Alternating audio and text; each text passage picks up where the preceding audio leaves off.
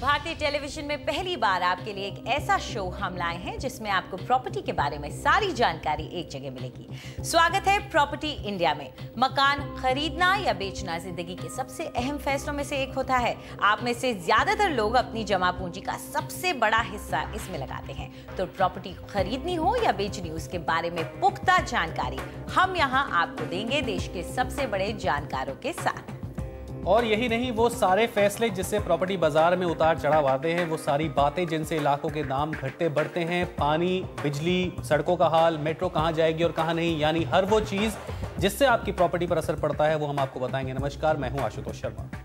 नमस्कार, मैं हूं अंजलि इस्टवाल। तो चलिए सबसे पहले एक नजर डालते हैं कि आज क्या क्या है खास। नीमराना, भिवाड़ी और धारूहेड़ा, इन लगातार बढ़ते औद्योगिक शहरों में रिहाइश की कैसी है स्थिति? क्या इन नए उभरते औद्योगिक शहरों का प्रॉपर्टी बाजार निवेश के लिए है सही? एनसीआर, जयपुर, नवी मुंबई, बेंगलुरु, ठाणे में कौन सी प्रॉपर्टी है निवेश के लिए सही और कौन सी रिहाइश के लिए?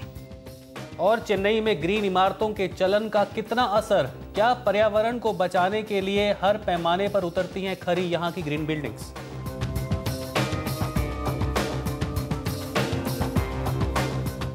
दिल्ली से लेकर जयपुर तक 3 नए औद्योगिक नगर पनप रहे हैं। नीमराना, भिवाड़ी और धारूहेड़ा। बड़ी बड़ी कंपनियों के यहां आने के बाद यहां पर रिहाइश भी बढ़ने लगी है। ऐसे में वसुधा शर्मा ने जानने की कोशिश की कि क्या ये सही समय है इन इलाकों में प्रॉपर्टी खरीदने का या नहीं।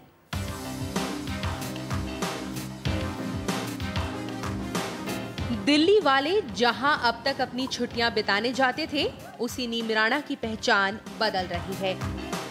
दिल्ली जयपुर नेशनल हाईवे 8 के बीच में अरावली पहाड़ियों के दामन में 16वीं सदी का ये कस्बा एक औद्योगिक क्षेत्र बनता जा रहा है। नीमराना को राजस्थान सरकार छोटा जापान भी कहती है। जापान की नामी गिरामी कंपनियां नीमराना के 1100 एकड़ के क्षेत्र में उद्योग लगा रही हैं, जो खास उनके लिए है। उद्योग जगत के दूसरे बड़े घराने जैसे Parle G, Hero MotoCorp, Liberty, Havells, Tops भी नीमराना में हैं। बेहिसाब जमीन, जल्द मंजूरी, सस्ते कुशल मजदूर और बिजली की अच्छी सप्लाई जापान के अलावा दूसरी जगहों में भी निवेश लुभा रही है।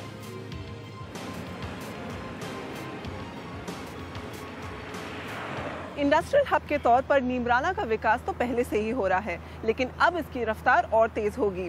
करीब 2 दर्जन जापानी ऑटो कंपनियां तो यहाँ पहले से ही हैं, लेकिन अब जल्द ही सरकार एक कोरियाई जोन बनाने वाली है, जहां कोरिया की ऑटो कंपनियों को न्योता दिया जाएगा यहाँ पर उद्योग लगाने के लिए।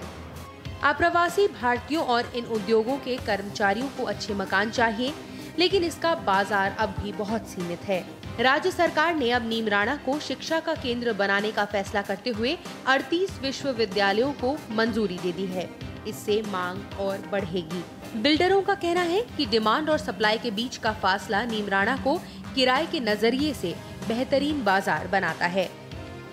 बेस्ट है वो लॉन्ग टर्म इन्वेस्टर्स के लिए है, जो चाहते हैं कि रेंटल रिटर्न उनको मिले। आज वो खरीदें और 2 साल में रेंट पे चढ़ जाए और उनको रेगुलर रेंटल रिटर्न मिले। अभी नीमराना में 2 बेडरूम कहीं भी 12,000 से 25,000 रुपये रेंट लेता है। 3 बेडरूम 20,000 से 40,000 और विलाज हैं तो वो 40 से 70,000 रुपये तक जाते हैं। तो रेंटल्स बहुत बढ़िया अवेलेबल है और if you are a long term investor तो Neemrana is a great option. फिलहाल नीमराना में रिहायशी मकानों के औसत दाम 2,537 रुपए के आसपास हैं। 2010 से दामों में 49% का इजाफा हुआ है। लेकिन यहाँ पर प्रॉपर्टी बाजार इतना छोटा है कि बैंक, अस्पताल, मनोरंजन और दुकानें या तो बहुत कम हैं या काफी दूर हैं। नेशनल हाईवे 8 पर ही गुड़गांव से करीब 50 किलोमीटर दूर भिवाड़ी का औद्योगिक केंद्र है, जो एनसीआर के लिए काफी किफायती मकान मुहैया करा रहा है। 2 से 3 BHK apartment Bhiwadi Alwar bypass road पर 20 से 40 लाख रुपए में मिल जाएगा। भिवाड़ी, तापुकाड़ा, कुशखेड़ा अर्बन कॉम्प्लेक्स या ग्रेटर भिवाड़ी में लगभग 2,500 उद्योग हैं। यहाँ की फैक्ट्रियों के कर्मचारियों को तो रहने के लिए घर चाहिए ही, मानेसर या गुड़गांव में काम करने वाले भी भिवाड़ी के किफायती मकानों की ओर खींचे चले आ रहे हैं। यहाँ के औसत दाम 2,438 रुपए हैं। 2010 से 47% दाम बढ़े हैं। अफोर्डेबल मिड सेगमेंट बायर के लिए काफ़ी ऑप्शंस लिमिटेड रहे हैं और कुछ सालों में जैसे कि प्राइसेस काफ़ी तेज़ी से राइज हुए हैं तो उनके ऑप्शंस बड़े कम रहे हैं और कई लोग जो अपना पहला घर खरीदना चाह रहे थे उन्हें ये अपॉर्चुनिटी नहीं मिली है। तो ये जो 3 एरिया जो आप बात कर रहे हैं इनकी वजह से बहुत कुछ अब सप्लाई अफोर्डेबल प्राइस लेवल से 15, 20, 25 लाख तक यहाँ पे हाउसिंग अनाउंस हुई है और काफ़ी रिप्यूटेबल जाने माने डेवलपर्स ने ये हाउसिंग प्रोजेक्ट्स अनाउंस की हैं। हालांकि अच्छे शैक्षिक संस्थानों की यहाँ कमी है, लेकिन स्वास्थ्य सेवाएं, बैंक और सिनेमा हॉल जैसी बुनियादी सुविधाएं हैं। मौजूदा परिवहन सेवाएं भी ऐसी नहीं कि ग्रेटर भिवाड़ी कॉम्प्लेक्स के बड़े इलाके के लिए पूरी पड़े। रिहायशी इलाकों में अंडरग्राउंड सीवेज सिस्टम की अभी योजना ही बन रही है और भिवाड़ी के जमीन के नीचे के पानी का जरूरत से ज्यादा दोहन किया जा चुका है। हरियाणा का धारूहेड़ा नेशनल हाईवे 8 पर एक और अहम औद्योगिक केंद्र है। गुड़गांव से 40 किलोमीटर दूर इस शहर में दूसरे उद्योगों के अलावा अमूल डेयरी का सबसे बड़ा प्लांट है। यहाँ बड़े बड़े उद्योग तो आए हैं, लेकिन जहाँ तक यहाँ रहने का सवाल है, यहाँ न तो सीवर है, न कोई अच्छा अस्पताल और न ही शैक्षिक संस्थान।